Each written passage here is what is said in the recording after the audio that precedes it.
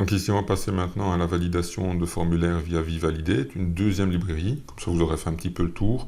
ViewLidate est simple et a déjà des validations toutes faites. vValidate est super léger, mais à contrario, lui, il n'a rien du tout, il n'a plus rien, en tout cas dans la V3, qui existe pour pouvoir valider. C'est-à-dire que vous dites comment vous voulez valider. Vous créez vous-même vos validators. Je vais vous montrer, ça n'a rien de sorcier, mais à ce moment-là, il faut commencer à connaître du JavaScript du coup. Mais je vais vous montrer, comme ça vous verrez directement. Pour ce faire, j'ai créé un projet complètement vide que j'ai appelé test vValidate. Dedans, j'ai supprimé donc tout ce qui est Hello World, et ici, on va commencer tout de suite par l'installation de vValidate, donc v-validate-save, Enter, et il est parti pour télécharger notre package. Toutes les commandes d'installation et tout ce qui est justement site qui permettent d'aller plus loin pour apprendre vValidate, ViewLidate, etc. Je vous les mettrai en dessous de la vidéo que je vais poster. Donc voilà, il est installé.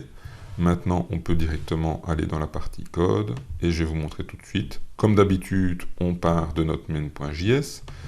Alors ici, cette fois-ci, c'est un peu différent. Je m'explique. On n'a plus un import qu'on va utiliser tel quel. Ici, on va importer donc un validation provider qui s'appelle ça.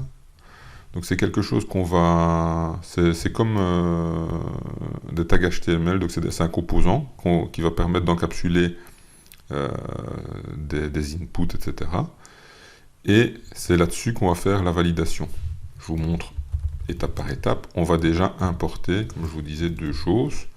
D'abord le validation provider et ensuite ce qu'on appelle l'extend. Donc c'est une méthode qui permet d'étendre justement les validations pour pouvoir mettre votre propre validation. Comme je vous ai dit, il vous donne juste le moyen de valider et après c'est vous qui devez dire comment valider.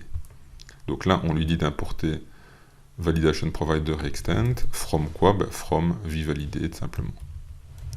Voilà. Alors maintenant, ce qu'on va lui dire, c'est d'utiliser le composant validation provider partout, donc en global. View.component. Là, on va remettre le même nom, donc validation provider entre simple quotes. Voilà. Et on lui dit c'est quoi? C'est ce composant-là. Comme ça, on l'enregistre vraiment en global. C'est plus un use ici, c'est vraiment dire c'est ce composant-là. Après, on appellera la méthode extend, mais on verra ça juste après. Alors, comment ça se passe? On va déjà commencer par recréer notre formulaire comme d'habitude. Donc, on va faire notre formulaire avec, comme la dernière fois, ici on va mettre juste un nom pour simplifier les choses, pour ne pas tout recréer de nouveau. Donc on va mettre un form, toujours avec la méthode post. Là, on ferme notre formulaire. On va y ajouter un input type text, toujours lié à notre modèle, sur, ici ce sera surname, voilà. Et ici donc du coup, dans la partie Vue.js, on va ajouter des datas. Nos datas, ça va être quoi? Ça va être notre surname qui va être initialisable. Jusque-là, rien de bien sorcier. Bon, si on veut le lancer, comme on n'a pas encore utilisé extend, je vais le mettre en commentaire. Voilà. Et on va lancer ça avec npm run serve pour voir qu'on a bien notre champ du formulaire qui apparaît bien. npm run serve. Il nous compacte tout, il nous prépare notre serveur de développement sur localhost 8080. On va faire un contrôle-clic dessus pour l'ouvrir dès qu'il va apparaître. On attend quelques petites secondes, voilà, contrôle-clic, et il nous ouvre, on a bien un champ texte. Donc, ça a bien compilé, ça fonctionne bien. Alors, comme je vous disais, ici, on a besoin d'utiliser extend. On va déjà utiliser notre validation provider. Comment on fait? On va simplement encapsuler notre champ input dans justement un validation provider. Comment on fait? On fait simplement validation provider et on va lui indiquer ce qu'on appelle un slot. vslot, c'est là où il va stocker l'erreur. Donc ici, on va lui dire, stocke-le dans errors, au cas où il y aurait plusieurs validations. Et donc, on va fermer, comme tout composant, notre validation provider. Alors là, on pourra comme ça utiliser un span pour dire j'affiche mon erreur simplement. Donc j'affiche l'erreur, comme on fait en Vue.js, double accolade. C'est un tableau, donc on va afficher la première erreur simplement. Voilà. Ça c'est une chose. Maintenant on ne lui a pas encore dit comment valider. Pour ça, on va aller ici et on va lui dire je vais te créer une règle de validation. Pour ça, on va utiliser le fameux extend qu'on va importer. Donc on importe extend et on lui dit ok, maintenant moi j'aimerais bien étendre par exemple on va appeler ça min length, donc longueur minimum d'un champ par exemple.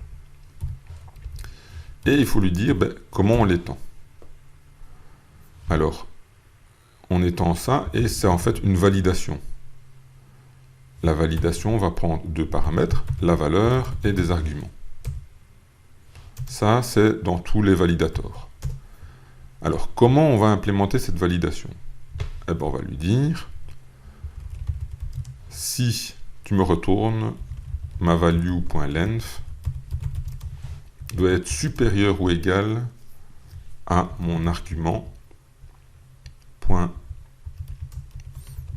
.minValue. On va me dire, mais c'est quoi l'argument? On va lui dire ici, qu'est-ce que tu as comme argument? Tes arguments, qu'on appelle des params ici, tu en auras un qui s'appellera minValue. Voilà. Ou on pourrait même mettre minLength plutôt, mais bon, on va le mettre comme ça. Comme ça, on distingue bien minLength et minValue.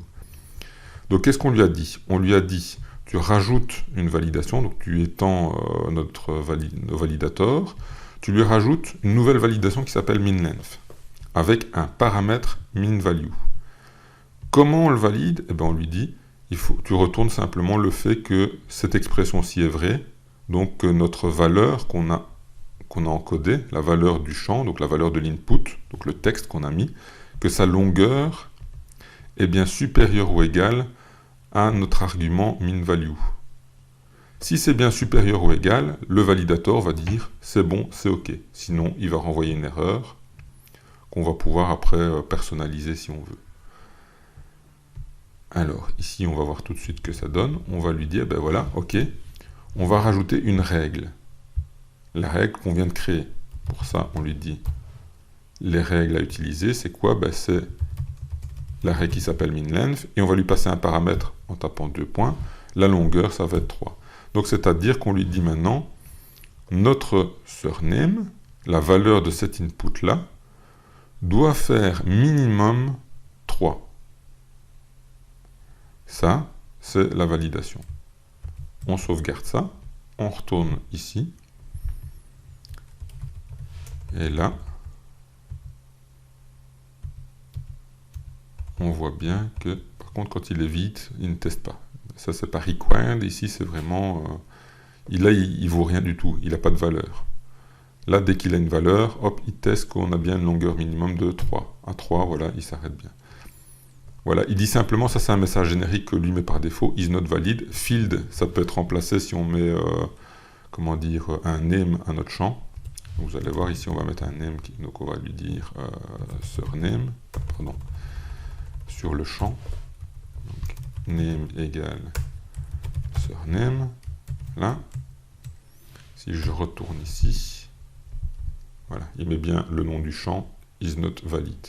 On pourrait très bien ajouter un message texte personnalisé en lui disant le champ machin doit avoir la valeur minimum, etc. On peut rajouter plein de paramètres ici. Mais vous voyez comment on peut faire pour utiliser vValidate. Je ne l'utilise pas plus que ça personnellement parce que justement je trouve que c'est un petit peu lourd de devoir redéfinir soi-même toutes les validations. Pour ceux qui veulent être minutieux et vraiment contrôler la totalité, je ne dis pas c'est génial, vous mettez tout dans main.js Et puis dans votre app.view, vous utilisez la règle ou les règles que vous voulez. Vous ajoutez les erreurs là-dedans et puis vous les affichez. Donc là, vous êtes libre de faire comme vous le souhaitez. Moi, je vous ai montré 3 manières de faire la validation sans rien, avec ViewValidate, avec Vivalidate. Il existe sûrement d'autres librairies, donc n'hésitez pas à tout essayer et à voir un petit peu sur les sites. Les sites généralement de tout ce qui est lié à Vue sont assez bien faits, sont assez bien documentés, donc vous pouvez facilement, en faisant quelques exemples et quelques tests, comprendre la logique. Ça, c'était pour nos bonus afin de valider un formulaire.